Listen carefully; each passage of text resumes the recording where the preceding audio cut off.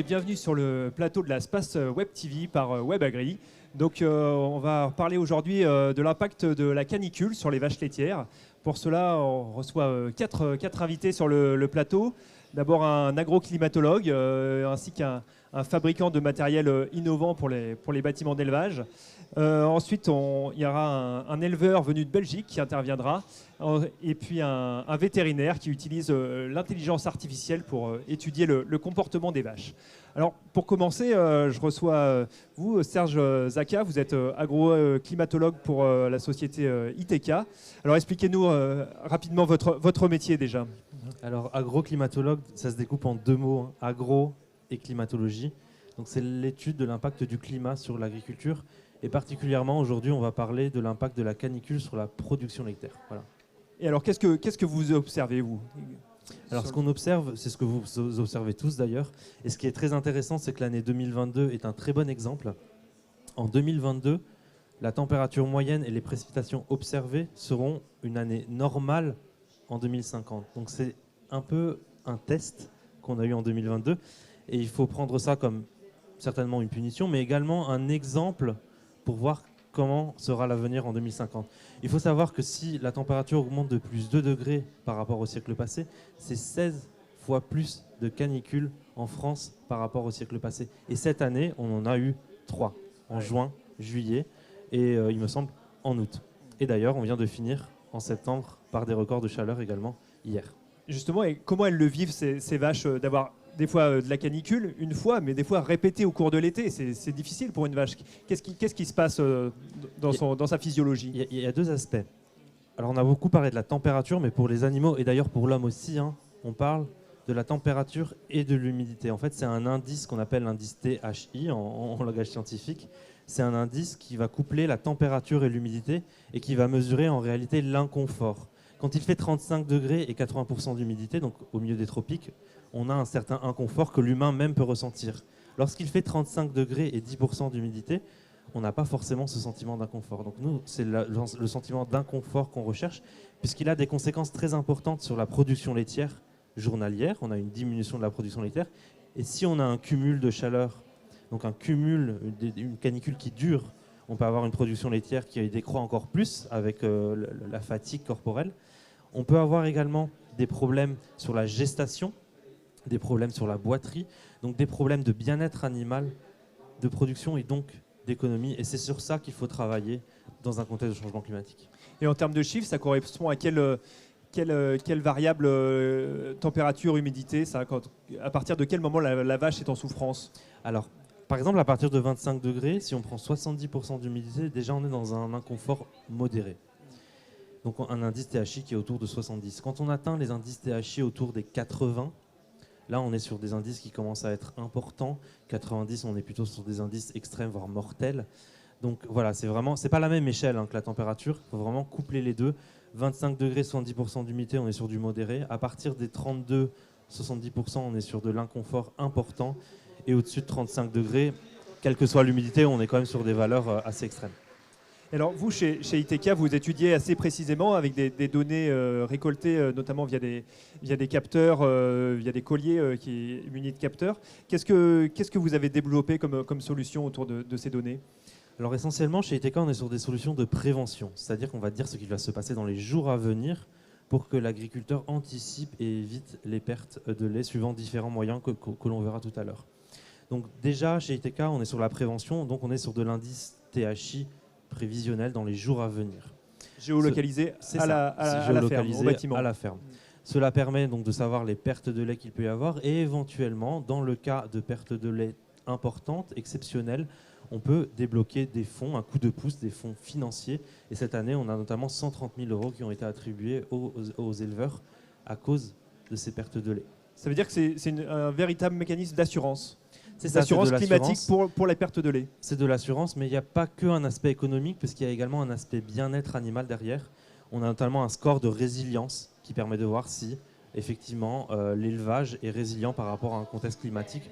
On compare la valeur classique la valeur classique de production et la valeur avec la canicule. Si on s'en rapproche, c'est que l'élevage est résilient, qu'il fait face à la canicule. Et là, on a un score. Donc, il y a à la fois de l'économie, du bien-être animal, et c'est des termes en fait qui doivent parler pour les consommateurs, hein, à la fois l'aspect économique et l'aspect bien-être.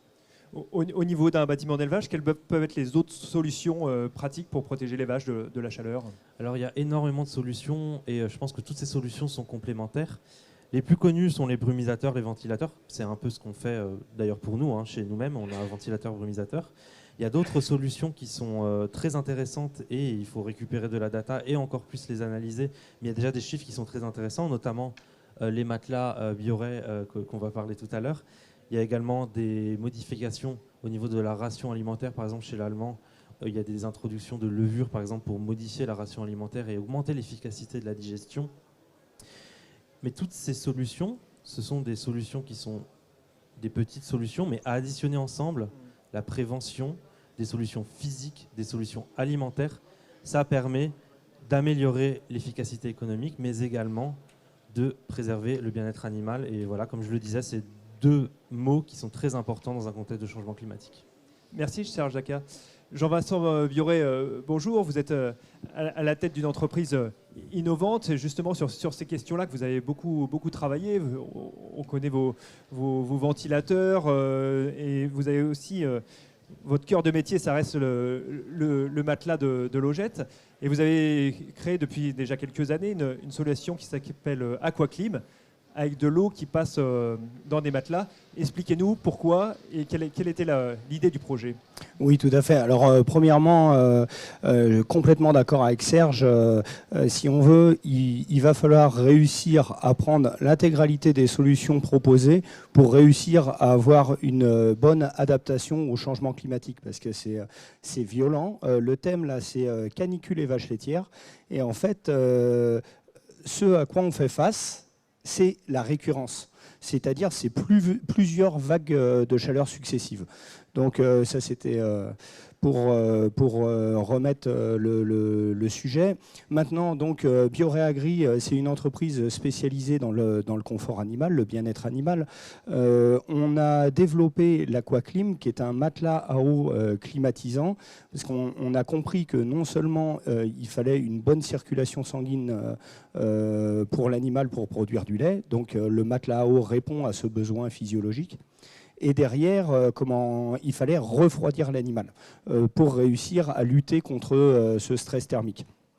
Donc on a connecté ça à des puits, mais Emmanuel va nous en parler tout à l'heure, parce qu'on a un essai et une petite anecdote sur ce sujet-là. Donc la fabrication, qu'est-ce qu'il y a à l'intérieur? Comment ça marche? La couche de confort, en fait, c'est du matelas humain usagé recyclé. Voilà, donc c'est recyclé à Joué-sur-Erdre dans le 44, Loire-Atlantique. Et ensuite, c'est un matelas à eau. Matelas humain, du matelas de literie, quoi. Du matelas de literie, exactement. Okay. C'est de l'éco-conception, du recyclage. Voilà. Et ensuite, on recouvre ça avec une toile en caoutchouc, où il y a de l'eau dedans, et ça fonctionne comme un plancher chauffant de maison. Et quand l'animal se couche dessus, ça aspire sa chaleur, ça climatise l'animal. C'est vraiment un échangeur thermique entre la source de chaleur qui est le ventre de la vache, la mamelle, là où beaucoup de flux sanguin passe aussi, et c'est là qu'elle a besoin de se refroidir finalement. Et exactement. Disons que dans le métier, on dit que la circulation sanguine, c'est du lait, parce qu'il faut filtrer dans le pis 500 litres de sang pour réussir à produire 1 litre de lait. Donc là, une bonne circulation sanguine, c'est majeur. Mais effectivement, ce qu'il faut comprendre, c'est que la température de confort de l'humain, c'est 26 degrés Celsius. La température de confort de la vache laitière, c'est entre 5 et 7 degrés Celsius. Donc, quand nous, on a chaud, la vache, elle est en déstress thermique. Quand nous, on a froid, la vache, elle est bien. On a une différence de sensation. Du coup, pour adapter et donner les bonnes solutions à l'animal, il faut bien comprendre cette différence-là. Vous, c'est une solution. Alors, nous, on est là dans le contexte français avec nos petites canicules, mais vous êtes une société internationale et c'est un produit qui pourrait intéresser notamment des élevages à travers le monde ou qui connaissent des vagues de chaleur beaucoup plus importantes que les nôtres. Alors effectivement, on est une petite multinationale familiale, en fait. On fait 70% de notre chiffre d'affaires à l'export dans plus de 65 pays. Et donc, on est obligé de s'adapter aux réalités de chaque terrain. Et le stress thermique qu'on a vécu cet été, il y a certains endroits, les climats continentaux connaissent ça tous les ans. Et effectivement, même là-bas, ça s'aggrave. Et donc, le matelas climatisant, ça va faire partie des outils où ça ne va plus être un choix. Il va falloir qu'on s'adapte, qu'on trouve des solutions, et l'aquaclim, c'est une solution. On va aller dans une région aride, la Belgique, donc, avec un de vos clients, Emmanuel Peters. Bonjour. Bonjour. Vous avez vous installé un nouveau bâtiment récemment et vous avez choisi cette solution de l'aquaclim. Expliquez-nous un peu l'idée du projet et pourquoi cette solution-là. Donc on est parti sur un bâtiment type serre, donc ventilé par les côtés et par le toit pour les vaches laitières. Et alors on est parti par la suite pour le logement en aquaclim. Et qui dit serre dit excès de chaleur? Pas forcément. À l'intérieur? À l'intérieur? Non, pas d'excès de chaleur. On a mesuré température au plus haut, quand il a fait 40 dehors, il faisait 40 à l'intérieur. Donc c'est la même chose. C'est juste la différence du vent qui rafraîchit les vaches, quoi, Ouais, d'accord. dans le bâtiment. Et du côté des logettes, alors, pourquoi? Donc en matelas, au fait, j'étais déjà dans un ancien bâtiment logette Caillebotis en matelas à eau, mais c'est matelas à eau standard de chez Bioré. Donc j'étais resté dans l'optique de remettre la même chose, parce que voilà, ça marche, ça fonctionnait très bien. Mais on est parti... En termes de confort, en termes de confort, c'est vraiment de portage, on va dire, de portance. Oui, de portance. Oui. Bah, de toute façon, ce qu'on voit même en humain, c'est le matelas haut pour les personnes affaiblies, on les voit aussi, c'est un peu la même chose. Donc pour les vaches, c'est ce que je trouvais le plus approprié, en tout cas de mon point de vue. Et suite à une rencontre avec Jean-Vincent Bioré, donc il m'a expliqué l'idée de l'aquaclim que j'ai trouvé quand même très bien. Enfin voilà, l'idée me plaisait vraiment, quoi. Donc on est parti là-dessus. C'est un bâtiment qui date de quand? Qu'est-ce que vous avez pu essayer? Mise en route le 15 février de cette année. Donc voilà, tout est récent. À l'instant, 105 vaches à la traite. Donc on était déjà en logette aussi, hein, donc c'était pas un grand changement. Oui. Mais les différences ont été marquées avec les matelas. Alors comment ils fonctionnent chez vous ces matelas à eau? Donc, dans notre système, dans le système à la maison, on prend l'eau d'un puits à la ferme et qu'on fait circuler dans les matelas et qui retourne dans le puits pour l'instant. Donc il y a une vanne à l'entrée de la ligne de logette, une vanne à la sortie. Il y a un circulateur à brancher et une vanne à ouvrir parce que l'étable est divisée en deux. Donc il y a deux vannes à ouvrir et un circulateur à brancher, quoi. C'est quelque chose que vous ouvrez que en période de forte chaleur toute l'année? Comment vous fonctionnez? Voilà, comme on l'a dit tantôt, c'est assez nouveau, donc je m'adapte, j'apprends aussi. Ici, on avait voulu... donc on l'ouvre uniquement maintenant quand il fait plus de 25 degrés. Et on parlait du THI tantôt, j'ai un appareil pour mesurer le THI dans les tables. Alors comment ça s'est passé cet été? À quel moment vous avez commencé à l'allumer? J'ai commencé pour m'habituer un peu au mois de mai. Il commençait à faire 25 degrés. Pour chipoter, je vais dire, j'ai ouvert les vannes. Puis les températures sont restées plus ou moins stables. Et puis une petite anecdote, c'est que je me suis rendu compte à un moment que les vaches couchaient toujours du même côté dans les tables. Et j'ai pas fait attention, j'ai mis du temps à comprendre, j'ai mis plus d'une semaine à comprendre et à me dire il y a quelque chose qui va pas, voilà. Et vous pensiez à quoi, des problèmes électriques Voilà, la première idée c'était électrique. On avait fait très attention à tout ce qui est la terre dans le bâtiment, à la construction et tout. Donc je voyais pas trop et puis au fait je me suis rendu compte à un moment donné que j'avais ouvert une vanne et pas les deux dans les tables pour la climatisation des vaches. Donc l'aquaclim fonctionnait du côté où les vaches se couchaient. Voilà. Du coup, vous avez ouvert les deux, vous avez pu inverser. Qu'est-ce que vous avez fait? Oui, donc je me suis dit, au début, je me dis, c'est pas possible, ça peut pas être que ça. Et en fait, donc j'ai tout coupé pour restabiliser le bâtiment. Puis j'ai rouvert de l'autre côté qui n'était pas allumé. Et en effet, ça s'est marqué de l'autre côté, quoi. Aujourd'hui, les vaches se répartissent oui, des maintenant, deux côtés. Oui, voilà. Ouais. Et qu'est-ce que vous avez pu remarquer justement pendant ces grosses périodes que vous avez pu connaître aussi en Belgique de canicule? Des vaches qui souffrent beaucoup moins de la chaleur. Avant, dans l'ancien bâtiment, on les voyait tous autour des bacs à eau, dans les passages où c'était un peu ventilé. Là, les vaches étaient beaucoup plus réparties dans le bâtiment et surtout beaucoup plus de vaches couchées. coucher sur les matelas dans les logettes, quoi. Vous avez d'autres solutions dans le bâtiment ou c'est vraiment pour la chaleur, enfin un type humidificateur ou ventilation? Non, Non, c'est tout naturel? On partait déjà sur un bâtiment un peu particulier, Ouais. sur un logement un peu particulier, et j'aime bien faire les choses par étapes, donc on verra si le brumisateur et le ventilateur vont devenir nécessaires ou pas. Là, tout de suite, je tendance à dire que non, quoi. Et vous avez remarqué des baisses de lait quand même liées à cette chaleur ou moins qu'elle l'aurait fait potentiellement? Oui, je suis sûr, moins que... Enfin, ils vont en parler, mais voilà, moins que si on n'avait pas le système. Mais on a tout récupéré très vite. Et oui, quand il fait 40 degrés, je pense qu'on peut danser sur notre tête. Il y a toujours un petit peu une perte de lait. Mais elles en ont beaucoup moins souffert que dans l'ancien bâtiment, en tout cas, ça c'est sûr.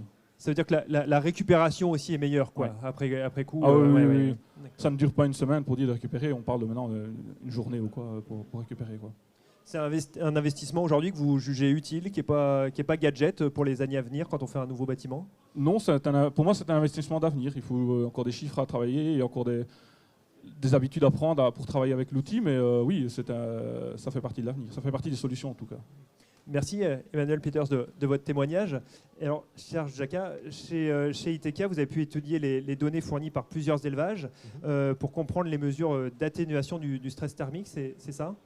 C'est ça, on a pu étudier les données fournies par plusieurs prestataires sur les matelas Biolay par exemple ou sur d'autres aspects d'atténuation de ces impacts caniculaires.